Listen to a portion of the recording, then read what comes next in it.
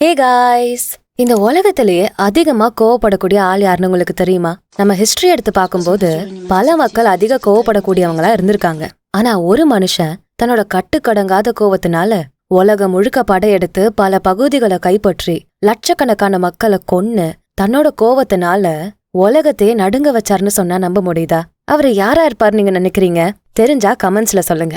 தெரியலன்னா வீடியோ முழுக்க பாருங்க. வீடியோட எண்டுல அது யாருன்னு நானே சொல்றேன். ஃபைன், நான் எப்பவுமே அமைதியா தான் இருப்பேன். கோவம்லாம் பெருசா வராது. ஆனா கோவம் வந்துருச்சு அவ்வளவுதான். என்னால கண்ட்ரோலே பண்ண முடியாது. எரிமலையா வெடிக்கும். அந்த அளவு கோவம் வரும்னு நிறைய பேர் சொல்லி நம்ம கேள்விப்பட்டிருப்போம். ஸ்கூலு, ஆபீஸ், வீடுன்னு எங்க இருக்கோன்னெல்லாம் பார்க்கவே மாட்டோம். ஆப்போசிட்ல இருக்கவங்க யாருன்னு கூட பார்க்க மாட்டோம். எவ்வளோ கத்த முடியுமோ கத்திட்டு பின்னாடி இப்படி பண்ணிட்டோமேன்னு ஃபீல் பண்ணிக்கிட்டு இருப்போம். ஆனா அதை முன்னாடியே யோசிச்சு கோவத்தை கட்டுப்படுத்திருந்தா வருத்தப்பட வேண்டிய அவசியமே இல்ல. நீங்க அதிகமா கோவப்படக்கூடிய ஆளா? உங்க கோவத்தை கட்டுப்படுத்தணும்னு நினைக்கிறீங்களா? ஈஸியா நம்ம கோவத்தை கட்டுப்படுத்தக்கூடிய வழிமுறைகளை இந்த பதிவுல தெளிவா சொல்லியிருக்கேன். சோ ஸ்கிப் பண்ணாம முழுமையா கேளுங்க. வீடியோக்குள்ள போறதுக்கு முன்னாடி நம்ம சேனல் ஆடியன்ஸ்க்கு யூஸ்ஃபுல்லா இருக்கக்கூடிய ப்ரமோஷனல் கான்டென்ட்ஸ் பண்ணணும்னா கீழே டிஸ்கிரிப்ஷன்ல இருக்க இன்ஸ்டாகிராம் ஐடி இல்ல இமெயில் ஐடியை கிளிக் பண்ணி எங்களை கான்டாக்ட் பண்ணுங்க. ஆல்ரைட், கோவத்தினால நம்ம மத்தவங்களை ஹர்ட் பண்றதை விட அதிகமா நம்மள நாமளே தான் ஹர்ட் பண்ணிக்கிறோம். கோவப்பட்டு யோசிக்காம பல முடிவுகள் எடுத்துட்டு பின்னாடி கஷ்டப்பட்டுட்டு இருப்போம். சின்ன வயசுல ஸ்கூல்ல பக்கத்துல இருக்க நம்ம ஃப்ரெண்டு பென்சில் கேட்டதும் கொடுக்கலன்னு சொல்லி அவன் மேல கோவப்பட்டு வெறுப்ப வளர்த்து பகையா அதை மாத்தி இன்னைக்கு வரைக்கும் அவனை பார்த்தா கூட மூஞ்சிய திருப்பிட்டு போயிருப்போம். ஆனா நம்ம இவ்ளோ ரியாக்ட் பண்ண வேண்டிய அவசியமே இல்ல. இதனால பாதிப்பு மத்தவங்களோட நமக்கு தான் ரொம்ப அதிகம். 2016 அமெரிக்கன் காலேஜ் ஆஃப் கார்டியாலஜில நடத்தப்பட்ட ஒரு ஆராய்ச்சியில கோவப்படுறதுனால ஹார்ட் அட்டாக்கோட ரிஸ்க் அதிகமாகிறதா கண்டுபிடிச்சிருக்காங்க. அது மட்டும் இல்லாம கோவப்படுறதுனால நம்ம பிளட் பிரஷர் அதிகமாகுது, மைண்டோட கிரியேட்டிவிட்டி கொஞ்சம் கொஞ்சமா குறையுது, எமோஷனலா சரியான டெசிஷன்ஸ் எடுக்க முடியாம போகுது. இந்த மாதிரி நம்ம உடல்ல பல பாதிப்புகள் உருவாகுது. கூடவே சொசைட்டில நமக்கு இருக்க ரெஸ்பெக்ட் போகும். ஆத்திரக்காரனுக்கு புத்தி மட்டுன்னு ஒரு பழமொழி சொல்லுவாங்க. அந்த மாதிரி தான் கோவப்படுறவங்கனால எந்த விஷயங்களையுமே ஆழமா யோசிச்சு பார்க்க முடியாது. கோவப்படுறதுனால பிசிக்கலி, மென்டலி, எமோஷனலி பாதிப்புகள் நமக்கு தான் அதிகம். நம்மள இவ்வளவு பாதிப்புகளுக்கு ஆளாக்கக்கூடிய கோவத்தை எளிமையா நம்மளால கட்டுப்படுத்த முடியும். அதுக்கு என்னெல்லாம் பண்ணணும்னு ஒன் பை ஒன்னா நம்ம பார்க்கலாம். அதுல நம்பர் 1, டீப் பிரீதிங். கோவப்படுறது ஆதி காலத்துல இருந்தே மனிதர்கள் பிராக்டிஸ் பண்ணக்கூடிய ஒரு எமோஷன் தான். தன்னை மத்த ஆபத்தான விஷயங்கள்ல இருந்து பாதுகாத்துக்கு இதை பயன்படுத்தினாங்க. ஆனா இன்னைக்கு இருக்கக்கூடிய காலகட்டத்துல எதிரில நிக்கிறவன் யாருன்னு கூட பார்க்க நேரமில்லாத அளவுக்கு வேகமா ஓடிக்கிட்டே இருக்கும். மூச்சு விடுறது கூட நிறைய மக்கள் முழுசா பண்றது இல்ல. எல்லாத்துலயுமே அவசரம்தான். அதே அவசரத்தினாலதான் நமக்கு பிடிக்காத மாதிரி ஒரு சின்ன விஷயம் நடந்தா கூட ஓவரா ரியாக்ட் பண்ணி கோவப்பட்டு கடைசியில வருத்தப்பட்டுகிட்டு இருக்கோம். இதை அவாய்ட் பண்ணணும்னா நம்மள முதல்ல நாம ரிலாக்ஸ் பண்ணிக்கணும். நம்ம மைண்டை ரிலாக்ஸ் பண்றதுல மூச்சு காத்துக்கு பெரிய பங்கு இருக்கு. ஆழமா நம்ம மூச்சு விடும்போது மைண்ட்ல இருக்கக்கூடிய ஸ்ட்ரெஸ், டிப்ரெஷன், கோவம் இதெல்லாமே காணாம போகிறது அறிவியல் பூர்வமா நிரூபிக்கப்பட்டிருக்கு. 2017 ஃப்ரண்டியர்ஸ் சைக்காலஜில நடத்தப்பட்ட ஆராய்ச்சி படி ஆழமா மூச்சு விடுறதுனால கோவம் குறையறத ப்ரூவ் பண்ணிருக்காங்க. நம்ம மூச்சு விடும்போது பாராசிம்பத்தட்டிக் நர்வஸ் சிஸ்டம், அதாவது நம்ம நரம்பு மண்டலம் முழுக்க ரெஃப்ரெஷ் ஆகுமா. அது கோவத்துல இருந்து உருவாக்கக்கூடிய ஃபிளைட் ஆர் ஃபைட் எமோஷனல் சிக்னல்ஸை கட்டுப்படுத்தி நம்ம கோவத்தை கண்ட்ரோல் பண்ணிக்க யூஸ் ஆகுதுன்னு சொல்லிருக்காங்க. சோ நெக்ஸ்ட் டைம் நீங்க எதுக்காவது ரொம்ப கோவப்படுற மாதிரி உங்களுக்கு தோணுச்சுன்னா ஜஸ்ட் 10 செகண்ட்ஸ்க்கு நல்லா ஆழமா பிரீத் பண்ணுங்க. இது உங்க மைண்டை இன்ஸ்டன்டா ரிலாக்ஸ் பண்ணி கோவத்தை கண்ட்ரோல் பண்ண உதவியா இருக்கும். அடுத்து நம்பர் 2, சேஞ்ச் த பெர்ஸ்பெக்டிவ். நம்ம பார்க்கக்கூடிய கண்ணோட்டத்தை மாத்தணும். இதை நீங்க பண்ணிட்டாலே கோவப்பட வேண்டிய அவசியமே இருக்காது. ஒரு விஷயம் உங்களை கோவப்படுத்துச்சுன்னா அதை எப்படி மாத்தி யோசிக்கலாம்னு பார்க்கணும். எக்ஸாம்பிளுக்கு, உங்களுக்கு ஒரு பிசினஸ்ல லாஸ் ஆயிடுச்சு. அதை நினைச்சு உங்க மேல நீங்களே கோவப்பட்டு என்னால எதுவுமே பண்ண முடியலன்னு நினைச்சு ஃபீல் பண்ணாம அந்த சிச்சுவேஷனை எப்படி வேற கண்ணோட்டத்துல பார்க்கலாம்னு யோசிக்கணும். என்னோட பிசினஸ்ல நான் ஃபெயில் ஆனது எனக்கு பெரிய லாஸ் தான். ஆனா இந்த லாஸை என்னால ஓவர் கம் பண்ணி வர முடியும். இந்த ஃபெயிலியர்ல இருந்து கிடைச்ச லெசன்ஸ் என்னோட அடுத்த வெற்றிக்கு கண்டிப்பா பயன்படும்னு நீங்க யோசிக்கலாம். இந்த மாதிரி நமக்கு பிடிக்காத மாதிரி நடக்கக்கூடிய விஷயங்களை நினைச்சு நம்ம கோவப்படாம அதை மாத்தி யோசிக்க கத்துக்கணும். இது சொல்றதுக்கு ஈஸியா இருந்தாலும் அந்த சிச்சுவேஷன்ல மாத்தி யோசிக்கிறது கொஞ்சம் கஷ்டமா தான் இருக்கும். ஆனா நடக்கக்கூடிய எல்லா விஷயங்களையுமே நம்ம பாசிட்டிவா ஃபோக்கஸ் பண்ணிட்டோம்னா கோவம், வருத்தம்னு எதுவுமே நம்ம கிட்ட கூட நெருங்க முடியாது. நம்ம பிரெயினுக்கு எது ரியல் எது பொய்னெல்லாம் தெரியாது. நம்ம எந்த விஷயங்களை அதிகமா நினைக்கிறோமோ அதை தான் ரியல்னு அது நம்பும். CBT, காக்னிட்டிவ் பிஹேவியரல் தெரப்பி, எண்ணங்களை மாத்தி கட்டமைக்கிறது. இந்த முறையை நம்ம பிராக்டிஸ் பண்ண கோவத்தை கட்டுப்படுத்தி மகிழ்ச்சியான வாழ்க்கைய வாழ முடியும்னு 2009 பப்ளிஷ் பண்ண கிளினிக்கல் சைக்காலஜி ரிவ்யூல சொல்லப்பட்டிருக்கு. இந்த மாதிரி நம்ம மாத்தி யோசிக்கும் போது நம்ம தாட் பேட்டர்ன்ஸ் சேஞ்ச் ஆகும். மூளையில புது நெட்வொர்க் உருவாகும். அது நம்ம கோவத்தை கட்டுப்படுத்தும்னு நிரூபிக்கப்பட்டிருக்கு. அடுத்து number 3, don't react, just think. எந்த விஷயம் நடந்தாலுமே உடனே அதுக்கு ரியாக்ட் பண்றத ஸ்டாப் பண்ணுங்க. எக்ஸாம்பிளுக்கு, உங்க பாஸ் உங்களை திட்டுறாருன்னா அவர் எப்படி என்ன திட்டலான்னு பதிலுக்கு கோவப்பட்டு கத்தாம அவர் ஏன் உங்களை திட்டணும்னு ஜஸ்ட் யோசிச்சு பாருங்க. மிஸ்டேக் நிஜமாவே உங்க மேல இருந்தா அந்த மிஸ்டேக்கை எப்படி சரி பண்ணலான்னு யோசிச்சு சரி பண்ணுங்க. அவங்க திட்டாம இருந்திருந்தா உங்க மிஸ்டேக் என்னன்னு தெரிஞ்சிருக்காது. சோ உங்க மிஸ்டேக்ஸ் என்னன்னு முதல்ல யோசிங்க. ஒருவேளை நீங்க பண்ணாத மிஸ்டேக்கும் உங்களை திட்டுறாங்கன்னா காமா அதை நான் பண்ணலன்னு எடுத்து சொல்லி ரியலா என்ன நடந்துச்சோ அதை எக்ஸ்பிளைன் பண்ணுங்க. அதையும் அவங்க கேட்க தயாரா இல்லைன்னா ஜஸ்ட் இக்னோர் பண்ணுங்க. உங்க மேல நீங்க வச்சிருக்கக்கூடிய ரெஸ்பெக்டை என்னைக்கும் இழக்காதீங்க. நீங்க மத்தவங்க மேல கோவப்பட்டு கத்துறதுனால உங்க ரெஸ்பெக்ட் தான் போகும். எமோஷனலா எந்த ஒரு டெசிஷனையும் எடுக்காதீங்க. மெஜாரிட்டி ஆஃப் த டைம்ஸ்ல அது தப்பாதான் இருக்கும். இன்னும் சில பேரு உங்களை கோவப்படுத்தி விட்டு அவங்க நினைச்ச விஷயங்களை நடத்திக்க பாப்பாங்க. அதுலலாம் நீங்க மாட்டாம இருக்கணும்னா மத்தவங்க கிட்ட பேசும்போது எமோஷன்ஸை கண்ட்ரோல் பண்ணிக்கிட்டு யோசிச்சு பார்த்து பேசணும். எமோஷன்ஸ்ல அதிகமான எஃபெக்டை உருவாக்குறது 2 தான். ஒன்னு கோவம், இன்னொன்னு பயம். இந்த 2 விஷயங்களுக்காக நம்ம எப்படி ரியாக்ட் பண்றோம் அப்படிங்கறதுல தான் நம்ம ஹாப்பினஸே ஒளிஞ்சிருக்கு. எந்த டிசிஷன் எடுத்தாலும் நிதானமா யோசிச்சு முடிவுகளை எடுங்க. அடுத்து number 4, focusing on solving the problem. நிறைய நேரங்கள்ல நம்ம கோவப்படக்கூடிய விஷயத்த யோசிச்சு பார்த்தா அவ்வளோ பெரிய விஷயமாவே இருந்திருக்காது. சின்ன விஷயத்த தான் பெருசா யோசிச்சு பார்த்து கோவப்பட்டு வருத்தப்படுவோம். ஆஃபீஸ்ல நம்ம கூட இருக்க ஃப்ரெண்டு நம்மளை விட்டுட்டு கேன்டீன் போயிட்டான், நம்ம கூட பேசாம மத்தவங்க கூட பேசுறான்னு சின்ன சின்ன விஷயங்களுக்கெல்லாம் அதிகமா கோவப்பட்டு ஃபீல் பண்ணிக்கிட்டு இருப்போம். ஒரு விஷயம் உங்களை கோவப்படுத்துதுன்னா அதுக்கு பட்டுன்னு ரியாக்ட் பண்ணாம ஏன் அந்த விஷயம் உங்களை கோவப்படுத்துதுன்னு யோசிச்சு பார்க்கணும். எல்லா கோவங்களுமே நமக்கு பாதிப்பை தான் உருவாக்கும்னு சொல்ல முடியாது. சில கோவங்கள்னால பல பிரச்சனைகள் கூட சால்வ் ஆகலாம். ஆனா கோவத்தை நம்ம எப்படி வெளிப்படுத்துறோம் அப்படிங்கறதுல தான் எல்லாமே இருக்கு. சோ ஒரு விஷயத்துக்கு கோவப்படுறதுக்கு முன்னாடியே அந்த விஷயம் ஏன் நம்மள கோவப்படுத்துதுன்னு யோசிச்சு பார்த்துட்டு அந்த ப்ராப்ளமை எப்படி சால்வ் பண்ணலான்னு முயற்சி பண்ணுங்க. உங்க ஃப்ரெண்டு உங்களை தனியா விட்டுட்டு கேன்டீன் போறது அவ்வளோ பெரிய தப்பெல்லாம் கிடையாது. அவங்க போனா போகட்டும் இப்படி நீங்க யோசிச்சிட்டாலே அந்த இடத்துல கோவப்பட வேண்டிய அவசியம் இல்ல. அதுக்கு பதிலா அவன் என்ன விட்டு எப்படி போலாம், இனிமே அவன் கூட நான் பேசவே மாட்டேன், அவன் யாரோ நான் யாரோன்னு நினைச்சு வெறுப்ப வளர்த்துக்கிறதுனால பாதிக்கப்பட போறது அவங்க மட்டும் இல்ல நீங்களும் தான். சோ எது நடந்தாலும் கோவப்படாம என்ன ப்ராப்ளம்னால கோவப்படுறீங்கன்னு யோசிச்சு அதை சால்வ் பண்ண ட்ரை பண்ணுங்க. அடுத்து நம்பர் 5, லிசன் டு அதர்ஸ்.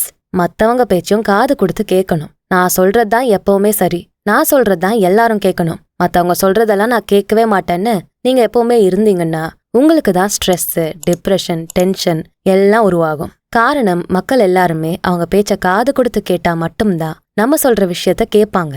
யாருமே உங்க பேச்ச கேட்க தயாரா இல்லைன்னு கூட சில சமயங்கள்ல கோவம் வரும். அந்த கோவத்தை அவாய்ட் பண்ணணும்னா மத்தவங்க சொல்றதையும் கொஞ்சம் லிசன் பண்ணி கேட்கணும். எல்லாருக்கும் எல்லாமே தெரியும்னு சொல்ல முடியாது. நமக்கு தெரியாத விஷயங்கள் நிறைய இந்த உலகத்துல இருக்கு. உங்களுக்கு தெரியாத விஷயங்களை கூட மத்தவங்க உங்களுக்கு சொல்றதுக்கு நிறைய சான்சஸ் இருக்கு. அத நம்ம காது கொடுத்து கேட்டா மட்டும்தான் தெரியும். ஒரே ஒரு மனிதனால எப்பவுமே தனியா ஒரு பெரிய விஷயத்த உருவாக்க முடியாது. கண்டிப்பா அவன் சொல்றத கேட்டு வேலை பார்க்கக்கூடிய டீம் வேணும். அந்த டீமை வச்சுதான் தான் நினைச்ச மாதிரி செயல்களை பண்ண முடியும். ஆனா மத்தவங்க நீங்க சொல்றத பண்ணாம இருந்தா கண்டிப்பா கோவம் வரும். மத்தவங்க சொல்றத நீங்க கேட்டாதானே அவங்களும் நீங்க சொல்றத கேட்பாங்க. மத்தவங்களோட பாயிண்ட் ஆஃப் வியூல இருந்தும் கொஞ்சம் யோசிச்சு பார்க்கணும். உங்களை எல்லாரும் எப்படி நடத்தணும்னு யோசிக்கிறீங்களோ அதே மாதிரி நீங்க மத்தவங்கள நடத்துங்க. எல்லாருக்கும் மரியாதை கொடுங்க. அது உங்களை மரியாதையாவும் வச்சுக்கும், உங்க கோவத்தை கட்டுப்படுத்துறதுக்கும் பயன்படும். அடுத்து நம்பர் 6, லுக் ஃபார் ஆல்டர்னேட்டிவ்ஸ். பொதுவா நம்ம எதுக்கு கோவப்படுவோம்? நம்ம நினைச்ச மாதிரி எதுவுமே நடக்கல, இல்ல பிளான் பண்ணதொன்னு நடந்ததொன்னு இருக்கப்பதான் கோவப்படுவோம். அந்த மாதிரி டைம்ல கோவப்படுறதுக்கு பதிலா அதுக்கு ஆல்டர்னேட்டிவா என்ன பண்ணலான்னு யோசிச்சா கோவப்பட வேண்டிய அவசியமே இருக்காது. எக்ஸாம்பிளுக்கு உங்களுக்கும் உங்க லைஃப் பார்ட்னருக்கும் நடுவுல ஒரு சண்டை வருதுன்னா அதை ஆர்கியூ பண்ணி பெருசு பண்ணாம அவங்க பண்றது இதுதான் பிடிக்கல, அதுக்கு ஆல்டர்னேட்டிவா இதை பண்ணா ஓகே அப்படின்னு சொல்லி நீங்க பேசிட்டீங்கன்னா அவங்களுக்கும் டென்ஷன் இல்லாம இருக்கும், உங்களுக்கும் டென்ஷன் இல்லாம இருக்கும். அதை விட்டுட்டு கோவப்பட்டு கத்திக்கிட்டு ஆர்கியூ பண்ணிக்கிட்டு 10 நாள் பேசாம இருக்கிறதுனால எல்லா ப்ராப்ளமும் சால்வ் ஆகாது. என்ன பண்ணாலும் உங்க கோவத்தை கட்டுப்படுத்த முடியலன்னா ஜஸ்ட் அந்த விஷயத்துல உங்களை இன்வால்வ் பண்ணிக்காதீங்க. எக்ஸாம்பிளுக்கு உங்க கிட்ஸோட ரூம் கிளீனா இருக்க மாட்டேங்குது, அதை பார்த்தா உங்களுக்கு கோவம் தான் வருது. அதை கிளீன் பண்ணும்போது அதை விட அதிகம் கோவம் வருது. அந்த டைம்ல ஜஸ்ட் அவங்க டோரை லாக் பண்ணிட்டு கோவப்படாம உங்க குழந்தைகளே ரூமை கிளீன் பண்ண சொல்லலாம். அவங்க கிட்ட காமா சொல்லி கிளீன் பண்ண சொல்லுங்க. ஒன்ஸ் அவங்க கிளீன் பண்ணிட்டா நீங்க கோவப்பட வேண்டிய அவசியம் இல்லையே. அதே மாதிரி காலையில ஆபீஸ் போறப்போ லேட் ஆகுதேன்னு பதட்டத்துல கோவப்பட்டு கத்திக்கிட்டே போகணும்னு இல்ல. உங்களுக்கு ஆபீஸ் போறதுக்கு நேரம் பத்த மாட்டேங்குதுன்னா முன்னாடியே எழுந்து அதுக்கேத்த மாதிரி கிளம்பி ரிலாக்ஸ்டா போங்க. என்ன ப்ராப்ளம் வந்தாலும் அதுக்கு கண்டிப்பா ஒரு ஆல்டர்னேட்டிவ் இருக்கும். ப்ராப்ளமே நினைச்சு ஃபீல் பண்ணி வருத்தப்பட்டுக்கிட்டு இருக்காம அதை எப்படி சரி பண்ணலாம்னு யோசிங்க. நிறைய பேர் அவங்களுக்கு பிரேக்கப் ஆன அப்புறம் முன்னாடி இருந்த பாஸ்ட் ரிலேஷன்ஷிப்பை யோசிச்சு பார்த்துட்டு அவங்க எப்படி என்ன விட்டு போகலாம், அவன்லாம் உருப்படவே மாட்டான், நாசமா போயிருவான்னு முடிஞ்சு போன ரிலேஷன்ஷிப்பை பத்தி யோசிச்சு அதுக்காக டென்ஷன் ஆகி உங்க எனர்ஜியை வேஸ்ட் பண்ண வேண்டிய அவசியமே கிடையாது.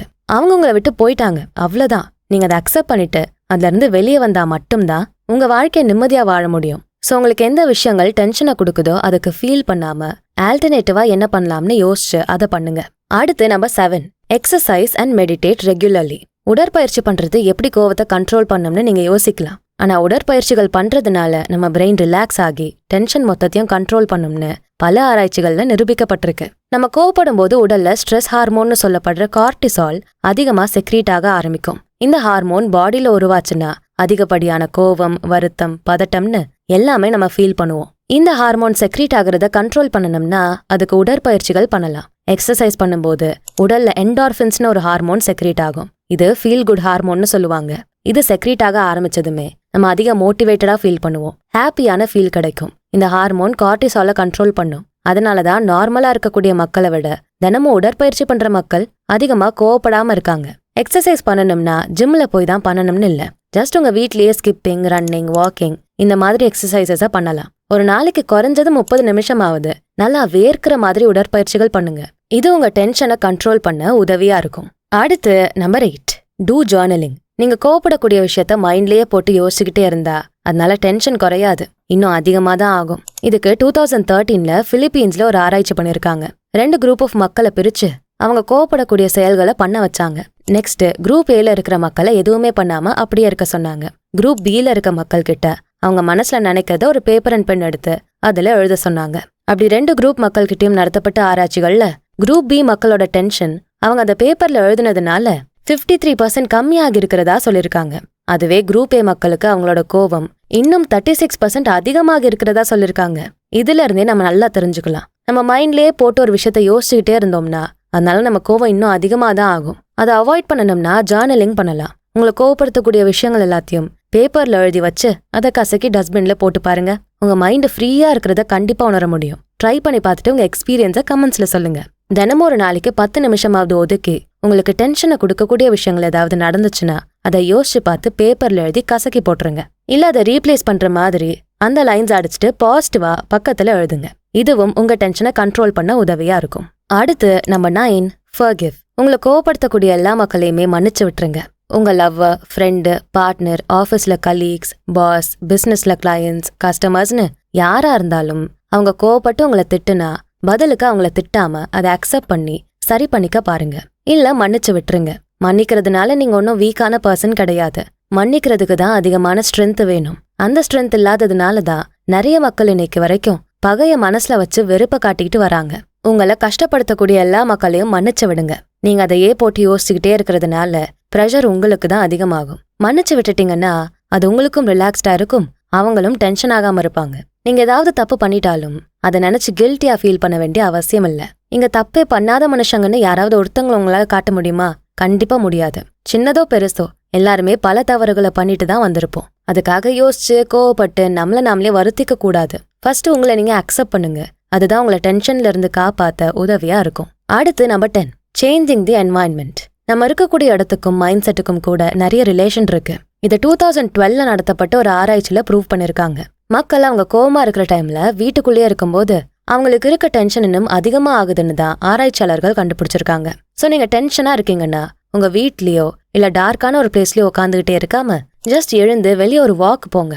உங்க வீட்டு பக்கத்துல பார்க் ஏதாவது இருந்தா அங்க போகலாம். இல்ல உங்க வீட்டு மொட்டை மாடியில கூட வாக்கிங் போகலாம். நீங்க வெளியே போறப்ப உங்க மைண்டுக்கு ரிலாக்ஸேஷன் கிடைக்கும். அது உங்களுக்கு டென்ஷன்ல இருந்து வெளியே வர உதவி பண்ணும். இந்த பதிவுல நான் சொன்ன எல்லா டிப்ஸுமே உங்க கோவத்தை கண்ட்ரோல் பண்ணிக்க அறிவியல் பூர்வமா நிரூபிக்கப்பட்ட வழிமுறைகள். இந்த ஸ்டெப்ஸை பயன்படுத்தி நீங்களும் உங்க கோவத்தை கட்டுப்படுத்தலாம். இந்த கோவத்தை கட்டுப்படுத்துறதுனால என்ன பயன் இருக்குன்னு நீங்க யோசிக்கலாம். நான் முன்னாடியே சொன்ன மாதிரிதான் நீங்க உங்க வாழ்க்கைய மகிழ்ச்சியா வாழ முடியும். நீண்ட நாட்களுக்கு நோய் இல்லாம ஆரோக்கியமா இருக்க முடியும். உங்க மைண்ட் செட்டை பாசிட்டிவா வச்சுக்க முடியும்னு சொல்லிக்கிட்டே போகலாம். சோ நான் சொன்ன வழிமுறைகள் எல்லாத்தையும் கண்டிப்பா ட்ரை பண்ணி பாருங்க. வீடியோட ஸ்டார்டிங்ல நான் கேட்ட கொஸ்டினுக்கு ஆன்சர் கண்டுபிடிச்சிட்டீங்களா?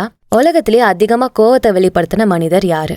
அவர் தான் செங்கிஸ்கான். இவரோட கோவத்தினால உலகம் முழுக்க படையெடுத்து பல மக்களை கொன்னு தன்னோட ராஜ்யத்தை விரிவு பண்ணிருக்காரு. உலக வரலாற்றிலேயே அதிக கோவமான மனிதர்னு இவரை தான் சொல்றாங்க.